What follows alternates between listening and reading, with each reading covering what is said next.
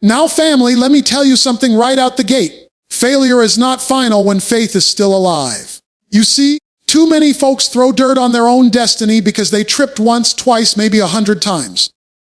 But God never told you to stay down. He told you to get back up. Because every saint you've ever admired has a past, and every sinner who turns to God still has a future. Failure isn't a stop sign. It's a signal that God's got some construction going on in your life. He's reworking your foundation, resetting your direction, and rebuilding your strength for something greater than before.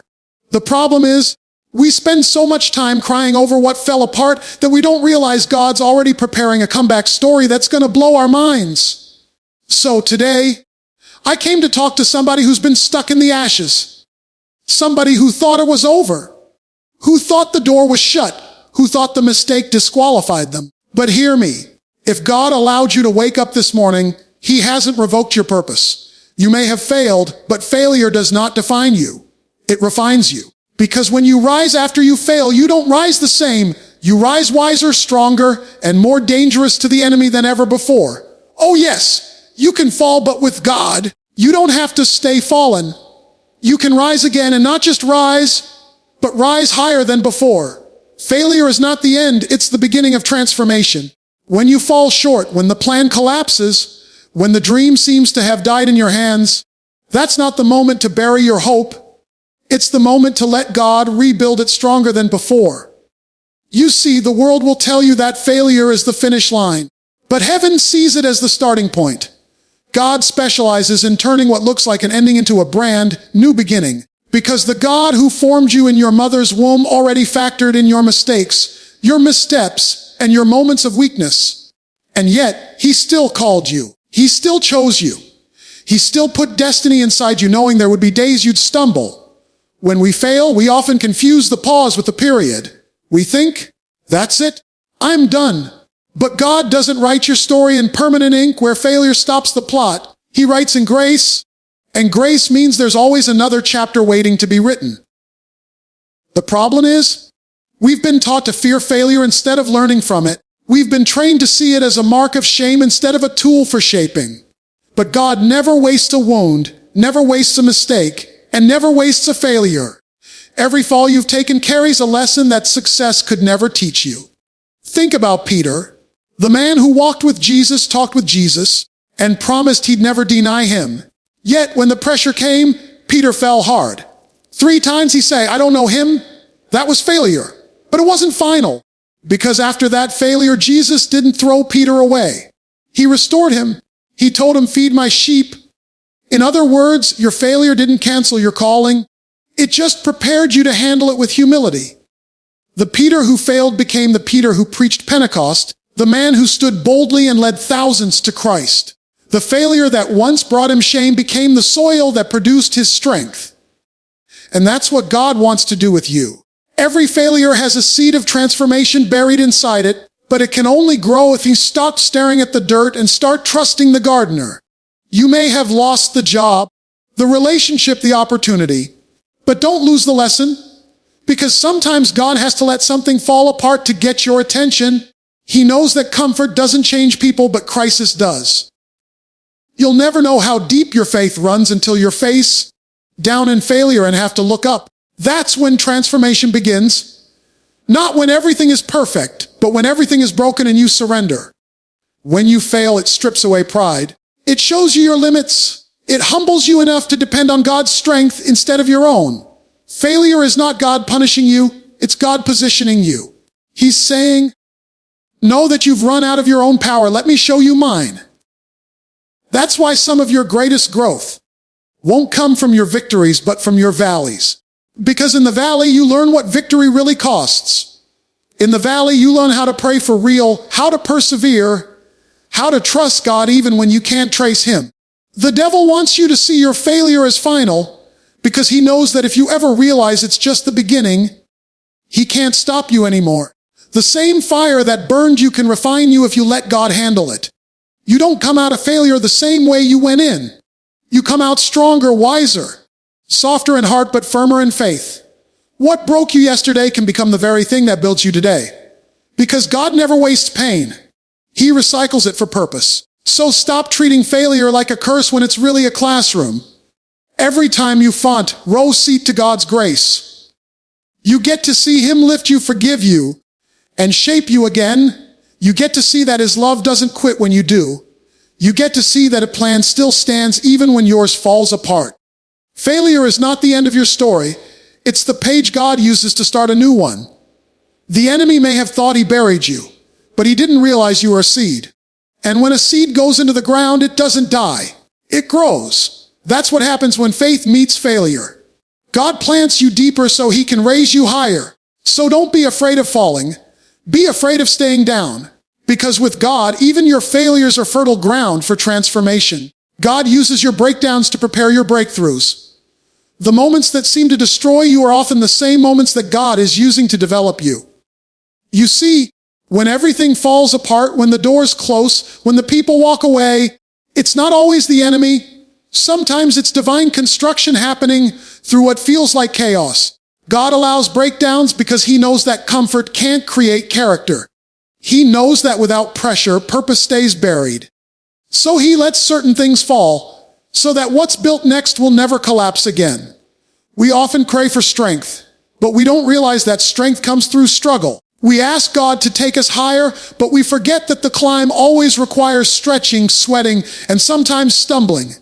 Your breakdown isn't punishment, it's preparation. It's God saying, before I take you into the next level, I need to make sure you're strong enough to handle it. Because if He gave you the blessing before you were built for it, the weight of it would crush you. That's why some doors didn't open yet. Not because you weren't chosen, but because you weren't ready. God's delays are not His denials, they are divine development. Think about Joseph. He had a dream of greatness, of leadership, of favor. But before the dream came to pass, Joseph went through betrayal, slavery, and prison. From the outside, it looked like everything in his life was breaking down. But from heaven's view, every breakdown was a setup for breakthrough. God was training him in the pit to handle the palace. He was shaping his character in the darkness so that when the light came, Joseph would be prepared to stand in it. That's how God works. He takes the very thing that was meant to break you and turns it into the thing that builds you. Some of you have been praying, God, get me out of this, when you should be praying, God, grow me through this. Because sometimes God doesn't remove the situation. He refines you in it. He wants to break off the pride, the fear, the doubt, the dependency on people who can't carry your calling. He lets your plans fall apart to remind you that His plans still stand. When you hit rock bottom, that's when you discover the rock that doesn't move. A breakdown exposes what's been hiding beneath the surface.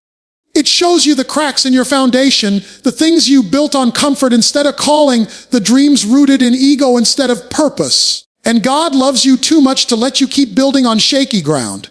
So He allows things to collapse, not to crush you, but to correct you. He tears down what's unstable so He can rebuild you on something unshakable.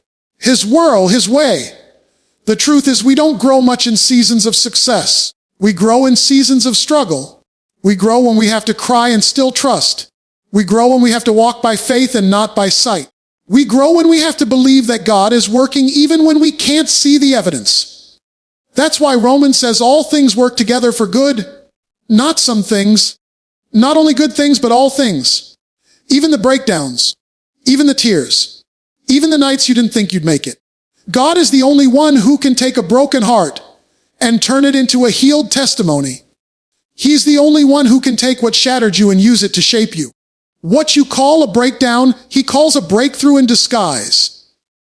Because it's only when you're broken that He can pour something new inside you. You can't receive a fresh anointing in a vessel that's still full of old pride, old pain, and old patterns. The breaking makes room for the blessing. So if your life seems to be unraveling, don't panic, praise. Don't give up, give it to God. Because what feels like an ending might just be the start of something divine. The same God who allowed the storm is the one who will speak peace over it when the lesson is complete.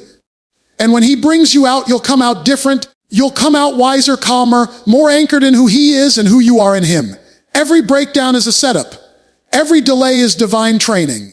Every disappointment is a doorway in disguise. Because when God finishes His work in you, What was once a breakdown becomes your greatest breakthrough. And when that moment comes, you'll look back and realize that everything that broke you was actually building you for the glory that was coming. Rising again requires faith, humility, and renewed focus. When life knocks you down, it takes more than willpower to get back up. It takes divine dependence. Faith gives you the courage to stand, humility gives you the wisdom to learn, and focus keeps your eyes on where God is taking you instead of where you've been. Too many people get up after failure, but stay stuck mentally because they keep replaying what wrong, instead of resetting their vision on what God can make right. To rise again means to shift your perspective from what you lost to what God is still able to do. Faith is the first key. Because when you fail, doubt comes knocking at the door of your heart. It whispers, "You're not enough, you'll never recover, you're finished." But faith answers back, "My God is greater than my mistakes." Faith is what allows you to see beyond the rubble and believe that resurrection is still possible. Remember, every comeback in the Bible started with faith, not with perfect people, but with people who dared to believe again. Abraham believed even when he was too old, Job trusted even when he lost everything, and David worshipped even after his greatest fall. Faith doesn't ignore failure, it transforms how you respond to it. It says, "I might be down, but I'm not done." Humility is the next piece, because failure has a way of humbling you, and that's not a bad thing. When you fall, it strips away the illusion of control and reminds you that without God you can do things. Humility says, "Lord, I can't fix this on my own. I need you." That's the kind of posture that invites divine restoration. Pride will make you hide your failure. Humility will help you heal from it. Pride wants to pretend you're okay. Humility lets you be honest enough for God to actually help. When Peter failed, he wept bitterly, and it was that humility that opened the door for Jesus to restore him. God resists the proud, but he gives grace to the humble. So if you want to rise again, come low first. Admit your weakness and you'll see his strength. Then comes renewed focus. Because after a fall, your vision can get blurry. Failure tries to blind you with regret, shame, and distraction. You start focusing on people's opinions instead of God's promises. But if you're going to rise, you've got to refocus. Look where you're going, not where you've been. What you focus on determines your direction. If you keep staring at the pain, you'll stay in the past. But if you fix your eyes on God's purpose, you'll start walking toward your future. Paul said, "Forgetting what is behind, I press on toward the mark." That's renewed focus. A decision to press forward even when the past still whispers your name. When you combine faith, humility, and focus, you create the spiritual formula for revival. Faith gives you power, humility gives you purity, and focus gives you purpose. Together, they produce resilience, the kind that can't be shaken by setbacks. Because life will test you again, you'll stumble again. But when your faith is anchored in God, your humility keeps you teachable and your focus stays locked on his call, no failure can hold you down for long. You'll rise faster and stronger because now you understand what it means to depend on grace, not just grit. And make no mistake, God honors that kind of heart. He delights in people who rise not because they're flawless, but because they're faithful. You may have fallen into sin, into doubt, into despair, but if you're willing to trust him again, he can lift you out of it. God specializes in resurrections, not just of bodies, but of dreams, hopes, and destinies. But he waits for your agreement. He waits for you to say, "Lord, I'm ready to get up again." That's when heaven moves. When you rise again, it's not just about recovering what you lost, it's about becoming who you were meant to be. The fall exposed what was weak, but the rise reveals what's strong. The pain showed you your limits, but the comeback shows you God's limitless power. Rising again is not easy. It requires faith to trust the unseen, humility to learn the hard lessons, and focus to walk in purpose without distraction. But when you do, you become unstoppable. So if you've fallen, don't hide in shame. Don't settle in defeat. Rise again with faith in your heart, humility in your spirit, and focus in your eyes. Because the same God who lifted Jesus from the grave can lift you from your failure. Your story isn't over, it's just getting good. Every time you rise, you testify that grace is still greater than your fall. And when grace carries you, no failure can define you, only God can. Every failure can become fuel for your divine purpose. The very thing that was meant to destroy you can be the thing God uses to develop you. What looked like the end of your story can become the most powerful chapter in your testimony. Because when you hand your failure over to God, He has a way of turning ashes into beauty, pain into purpose, and loss into lessons that propel you toward destiny. What the enemy meant for evil, God can flip for good. But that only happens when you refuse to let failure define you and instead allow it to refine you. Failure hurts. There's no denying that. It can shake your confidence, wound your pride, and make you question your worth. But purpose isn't born out of perfection. It's born out of perseverance. The road to destiny is paved with mistakes, setbacks, and second chances. Every failure teaches you something about yourself, about God, and about what it takes to walk in His calling. Failure reveals where your strength ends, where His begins. It exposes the areas in your life that need growth, healing, and surrender. And once you learn to see failure through that lens, you stop running from it and start growing through it. Think about Moses. He failed big time. He killed a man in anger and ran away to the desert, thinking his calling was over. But God met him in that wilderness and said, "I'm not finished with you." Moses' failure became the fuel for his purpose. The man who once fled from Egypt was the same man God sent back to set His people free. That's what divine redemption looks like. God doesn't just erase your past. He reuses it. He takes the parts of your story that you're most ashamed of and turns them into the places where His glory shines brightest. That's why you can't let failure make you bitter. You've got to let it make you better. When you fall, you can either stay there in self-pity or rise with new perspective. Every failure is feedback. It's information about what needs to change. Maybe God allowed that door to close because it wasn't your door. Maybe He let that plan fall apart because He was trying to protect you from something you couldn't see. Maybe He allowed that relationship to end because it was blocking your growth. Sometimes that's like rejection is really redirection. And when you see it that way, you stop wasting energy on what went wrong and start asking, "Lord, what are you trying to teach me through this?" A failure also builds compassion. When you've fallen and been restored, you stop judging people who fall. You start leading with grace instead of arrogance. You understand that everyone's fighting battles you can't see. That's how God matures your spirit. By letting you experience the same grace you'll one day need to extend to others. Your failure gives you empathy. It qualifies you to minister to people who are struggling with the same pain you overcame. That's why your scars matter. Not to remind you of what hurt you, but to remind others that healing is possible. When God turns your failure into fuel, He changes how you move. You stop living for approval and start living from assignment. You stop chasing success and start pursuing purpose. Because once you've fallen and gone back up by grace, you realize that it's not about being perfect. It's about being available. God can use a flawed vessel as long as it's willing. He can use a broken story as long as it's surrendered. He can use failure as the foundation for favor when your heart is teachable. So don't throw away your testimony because it's messy. Don't hide your past because it's painful. God can do more with your brokenness than you can with your image. He doesn't need a flawless record. He needs a faithful heart. The same fire that burned you can also purify you. The same valley that almost buried you can become the place where you meet God face to face. And when you come out of that place, you'll come out with power, because you'll know that your strength didn't come from your success. It came from His grace working through your failure. So let every failure become your fuel. Let every mistake push you closer to the Master.